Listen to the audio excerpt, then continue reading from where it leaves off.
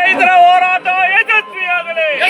ಕರ್ನಾಟಕದ ರೈತರ ಹೋರಾಟದಲ್ಲಿ ರೈತರಿಗೆ ನ್ಯಾಯ ಕೊಡಲೇಬೇಕು. ಕರ್ನಾಟಕದ ಅಲ್ಲಿಯ ಭೂಮಿಯನ್ನು ರೈತರಿಗೆ ಕೊಡಲೇಬೇಕು. ರೈತ ವಿರೋಧಿ ಜಿಲ್ಲಾಡಳಿತಕ್ಕೆ ಹೇಳಿ ಧಿಕ್ಕಾರ. ರೈತ ವಿರೋಧಿ ರೈತರೇ ಒಂದಾಗಿ, ದಲಿತರೇ ಕಾರ್ಮಿಕರೇ ಒಂದಾಗಿ, ದಮನಿತರೇ ಒಂದಾಗಿ, ಹೋರಾಟಕ್ಕೆ ಮುಂದಾಗಿ. ಬೇಕೇ ಬೇಕು, ಭೂಮಿ ಬೇಕು, ಬೇಕೇ ಬೇಕು, ಭೂಮಿ ಬೇಕು. ಹೋರಾಟ ಹೋರಾಟ, ಭೂಮಿಗಾಗಿ ಹೋರಾಟ. ಬೇಕೇ ಬೇಕು, ಭೂಮಿ ಬೇಕು, ಬೇಕೇ ಬೇಕು, ಭೂಮಿ ಬೇಕು, ಭೂಮಿ ಬೇಕು. ಸರ್ಕಾರ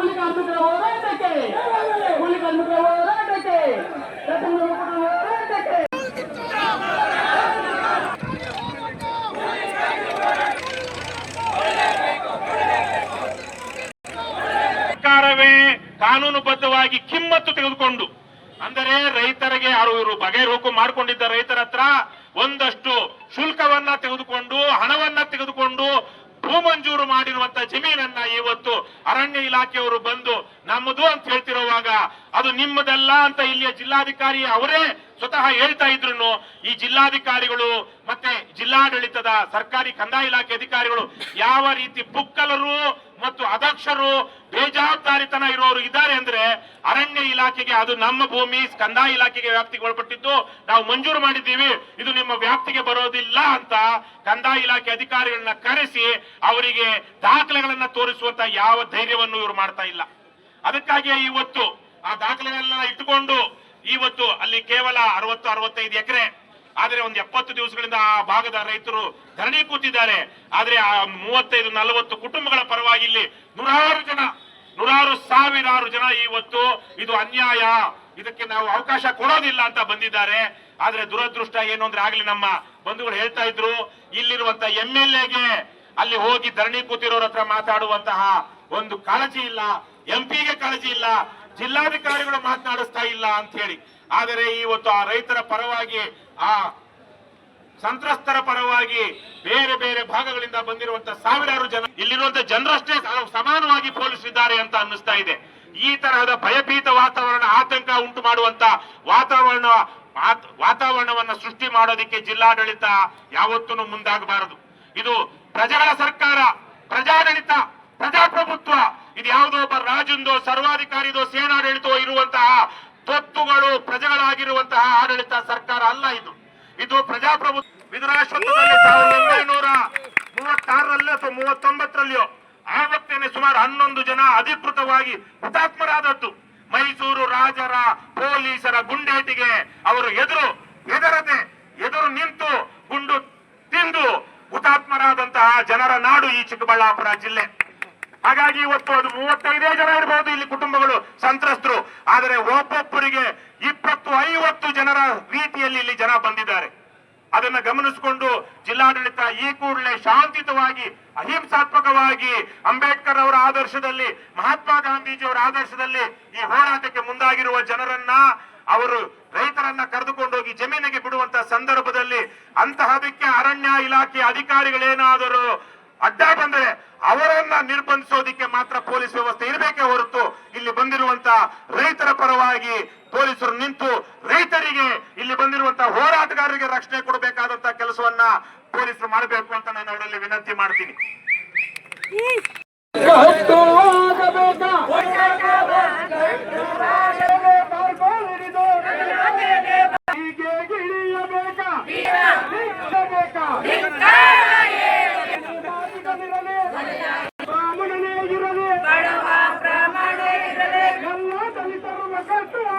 ಎಲ್ಲ ದಲಿತರ ಒಗ್ಗಟ್ಟಾಗಿ ಬೀದಿಗೆ ಕಿಳಿಯಬೇಕಾ ಸರ್ಕಾರ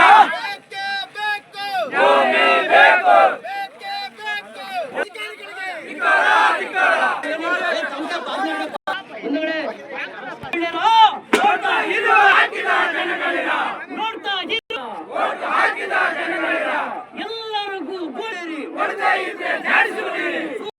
ಅಣ್ಣ ತಮ್ಮಂದಿರೇ ರಾಜಕೀಯ ಬಿಸಿಲಿನಾಗ ಪಾಡಿವಾದ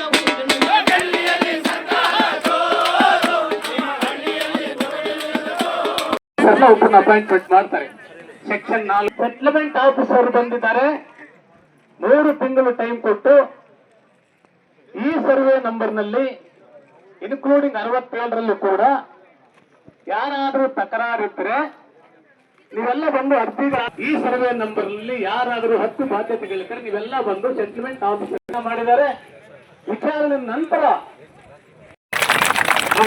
ಕತೆ ಯಾರು ನೀವೆಲ್ಲ ಫಾರೆಸ್ಟ್ ಆಫೀಸರ್ಸ್ ಇಲ್ಲಿ ಬರೋದಕ್ಕೆ 2-3 ವರ್ಷದಿಂದ ತಡೆದಿದ್ದಾರೆ. ಒಳಗಡೆ ಬಿಟ್ಟಿಲ್ಲವ್ರನ್ನ ಹೊಡೆದಿದ್ದಾರೆ, ಗಲ್ಬಟ್ಟು ತಿಳ್ಕೊಂಡು ಹೋಗಿ ಅವ್ರನ್ನ ಕತ್ತಿರ ರಾಜ್ಯಕ್ಕೆ ತಳ್ಳಿದ್ದಾರೆ. ಇದು ಈ ಕಾರ್ಯಕ್ರಮವನ್ನು ಮಾಡಿ ಇವತ್ತು 74 ದಿವಸ ಆಯ್ತು. ಹೆಚ್ಚು ಮಾಡಿಬಿಟ್ಟಿದ್ದು ನಾವು ಇಲ್ಲಿ ಹೋಗ್ತಾ ಇದೆ.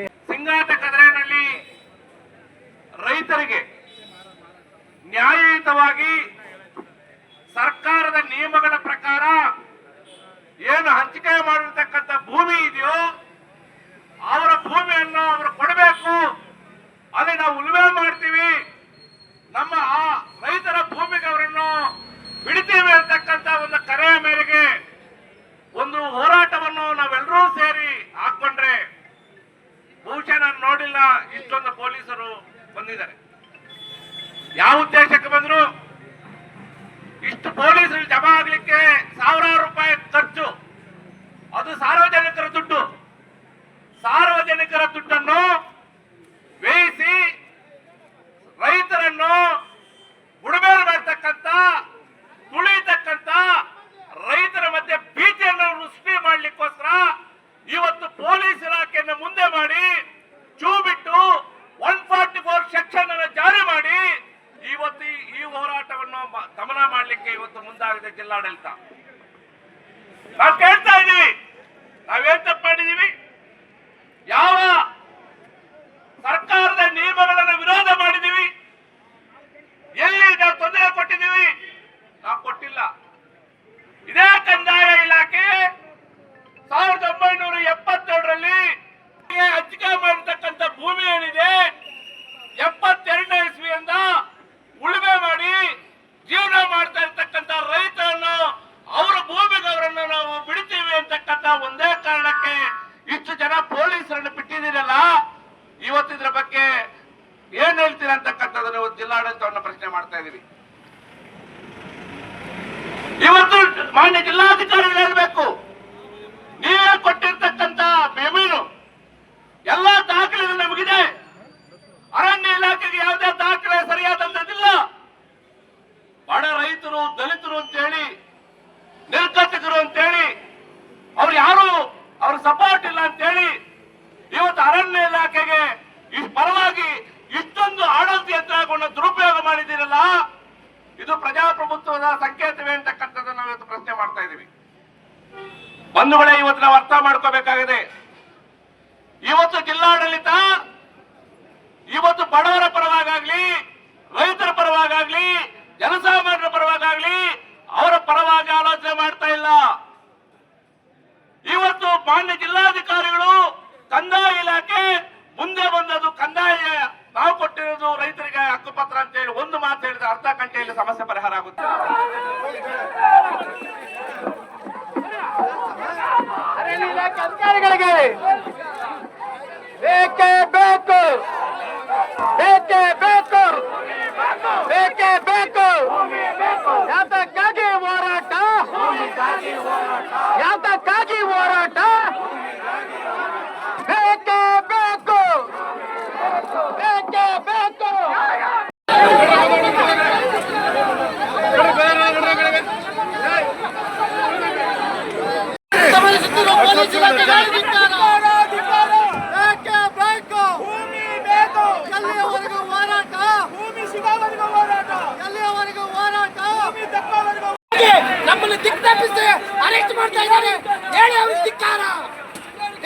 ಬೇಕು ಬೇಕೇ ಬೇಕು ಅಯ್ಯಯ್ಯೋ ಅಯ್ಯಯ್ಯೋ ದಲಿತರಿಗೆ ಅನ್ಯಾಯ ಮಾಡಿದ ಅಧಿಕಾರಿಗಳಿಗೆ ಹೇಳಿದ್ದಿಲ್ಲ ಈ ದೇಶಿ ಸರ್ಕಾರಕ್ಕೆ ಅರಣ್ಯಾಧಿಕಾರಿಗಳಿಗೆ ದಲಿತರ ಭೂಮಿ ಅಧಿಕಾರಿಗಳಿಗೆ ಅರಣ್ಯಾಧಿಕಾರಿಗಳಿಗೆ ಸರ್ಕಾರ